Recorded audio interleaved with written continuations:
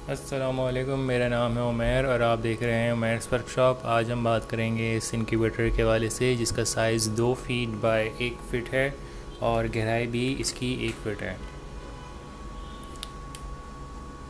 इसमें हमने दो सर्किट लगाए हैं W1209 के, जो कि हमने पिछली वीडियोस में भी बताया था कि उनकी क्या वजह होती है।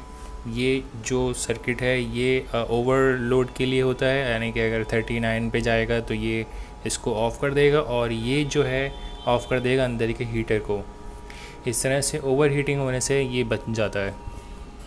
उसके बाद हमारा ये जो डिज़ाइन है वो डिज़ाइन इस तरह का है कि पहले हम यूज़ करते थे ऊपर की तरफ की पूरी जो जगह होती थी वहाँ पे हम हीटिंग लगाते थे और नीचे की जगह पे हम पानी रखते थे। इससे क्या होता था कि हमारी जो बहुत ज़्यादा जगह होती थी वो वेस्ट हो जाती थी ऊपर की जो जगहों को यूज़ ना करने की वजह से। अभी आप देखें टेम्परेचर इसमें 38.5 बन रहा है और 37.5 से लेकर 38.5 के अंदर इसका टेम्परेचर है और जो चल रहा है। अब इसको हम ओपन करते हैं तो हमारे सामने ये चीज़ आ जाती है। इसमें हमारी जो ट्रेस की तादाद है और अंडों की तादाद है इस डिज़ाइन में हमारी बढ़ गई है, क्योंकि नॉर्मल तौर पे जब हम बना देते थे ज़्यादा से ज़्यादा सिर्फ 1 ट्रे या 2 ट्रे आती थी और इसमें भी तकरीबन आपके अंडे कम ही आते थे। लेकिन इस डिज़ाइन में हम एक ट्रे से लेके 5 ट्रे तक की जो है हम इसमें लगा सकते हैं और इस तरह से इसकी जो कैपेसिटी है वो बढ़ जाती है। अभी फ़िलहाल इसकी जो कैपेसिटी है वो 150 अंडों की है और अगर हम 2 ट्रेस और ऐड कर देते तो फिर ये 250 अंडों तक की चले जाती।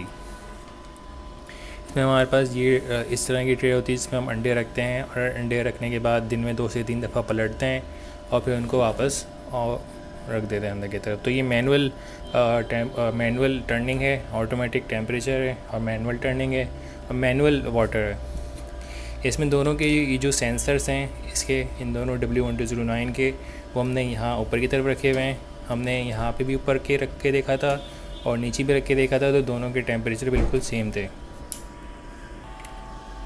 तो अभी आप देख सकते हैं कि टेम्परेचर कम होने की वजह से जो अंदर का हीटर है वो ऑन हो गया है। ऑन होते के साथ ही बल्ब ऑन हो गया है और वो टेम्परेचर बनाना स्टार्ट कर दिया है। इसको अब हम यहाँ से ओपन करते हैं। ये इसका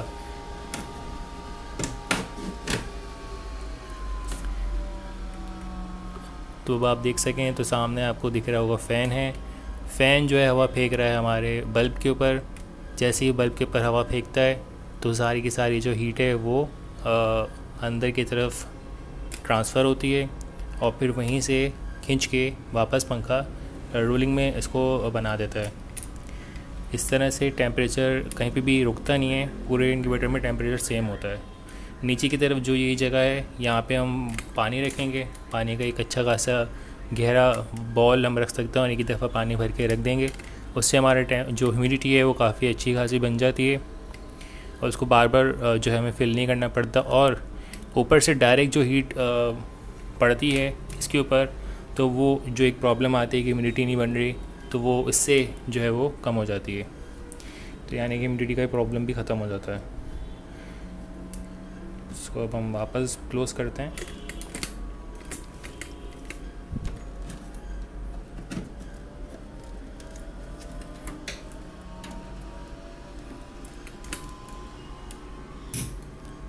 तो जो इसका साइज़ है वो इक्वली 2 फीट बाय 2 फीट ऐसे है, 1 फीट ऊंचाई है और 1 फीट गहराई है। इस तरह से इसका जो है डायमेंशन है।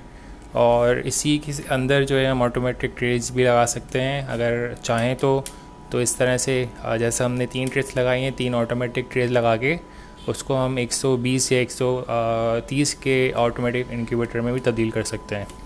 तो ये डिज़ाइन ऐसा डिज़ाइन है कि इसमें हमें काफ़ी हद तक जो जगह होती है वो बच जाती है हमारी। तो अगर आपको ये इस तरह का incubator, automatic egg turner, cage वगैरह अगर आप बनाना चाहते हैं तो उमैर्स वर्कशॉप लिख के सर्च करेंगे तो हमारी बड़ी वीडियोस सामने आ जाएंगी।